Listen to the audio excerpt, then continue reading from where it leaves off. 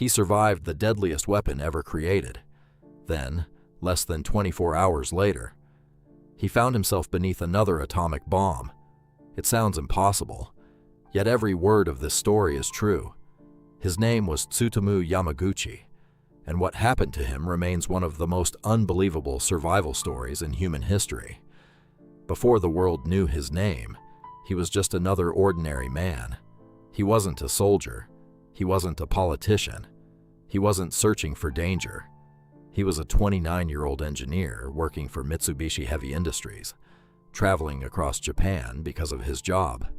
Like millions of people during the final months of World War II, he simply wanted the war to end so he could return to a normal life. In the summer of 1945, Japan was exhausted. Many of its cities had already been destroyed by air raids. Food was becoming scarce. Families were separated. Every day brought more uncertainty. But Hiroshima still felt different. Although the war had reached almost every corner of the country, the city had escaped the massive bombing raids that had devastated so many others. Its factories were still operating. Streetcars still crossed the city. Schools were still open. People still woke up, went to work, and tried to believe tomorrow would be better. Tsutomu had spent several days there on a business assignment. His work was finally finished. His suitcase was packed. His documents were ready. He was already thinking about seeing his wife and young son again. For him, this trip was over. All he had to do was catch one final train home. On the morning of August 6th, he left his accommodation early. The air was warm. The sky was almost perfectly clear. People filled the streets. Workers walked toward factories. Children laughed as they headed to school. Nothing looked unusual. Nothing suggested that within minutes, the world would witness a weapon unlike anything ever used before. As Tsutomu walked toward the shipyard, he suddenly realized he had forgotten one important document. He stopped, turned around, and started walking back. That tiny decision, one that seemed completely meaningless, would change his life forever. As Tsutomu turned back to retrieve his document, the world exploded. A blinding white flash swallowed the sky. For a split second, it felt as if the sun had fallen directly above Hiroshima. Then came the heat. It was so intense that it burned exposed skin almost instantly. A violent shockwave followed, throwing Tsutomu through the air like a rag doll. Windows shattered, buildings collapsed. The ground trembled beneath him. For several moments he couldn't hear anything, only silence. Then came the screams. Smoke and dust filled the air so completely that daylight almost disappeared. People wandered through the ruins, burned, bleeding, and desperately searching for loved ones. Many couldn't even recognize the city they had lived in their entire lives. Tsutomu looked at his hands. His skin was badly burned. His face was covered with cuts. One of his eardrums had been badly damaged. He was injured, but somehow he was still alive. He slowly stood up, struggling to understand what had just happened. Nothing around him made sense anymore. Entire streets had vanished.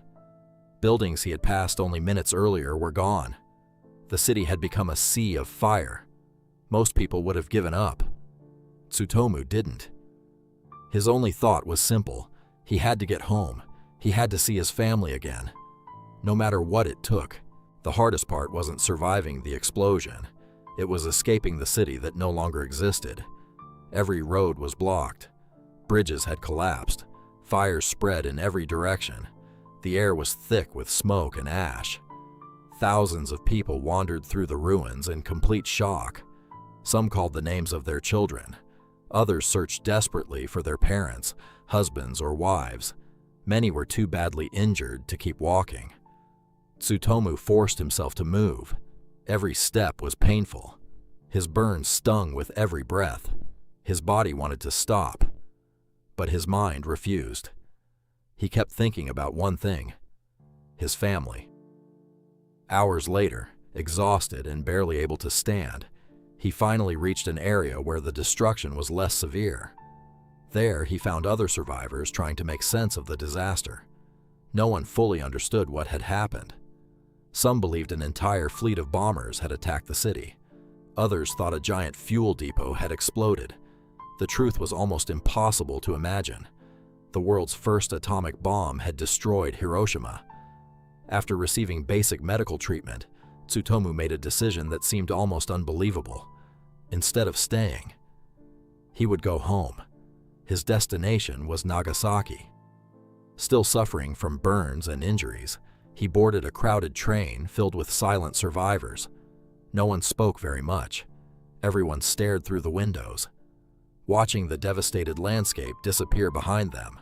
For Tsutomu, the nightmare was finally over, or so he believed. On the morning of August 9th, Tsutomu reported to work. His body was covered in bandages. His face was burned. One ear could barely hear. His coworkers could hardly believe he had survived Hiroshima. When he tried to explain what had happened, his story sounded impossible.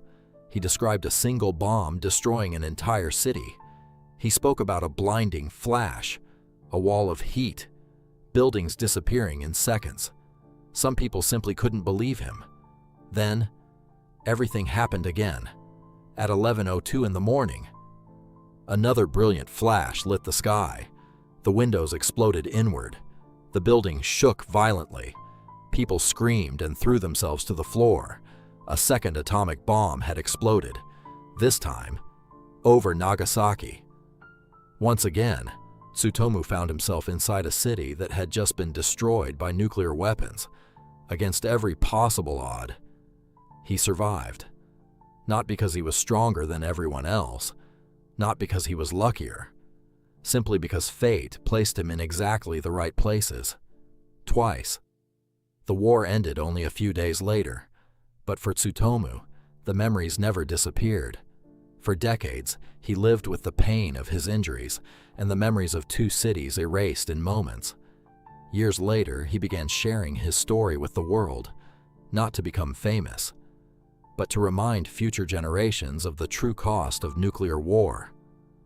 Tsutomu Yamaguchi died in 2010 at the age of 93. He remains the only person officially recognized by Japan as surviving both atomic bombings. His story reminds us that history is often stranger than fiction, and that the strongest people are not always those who fight.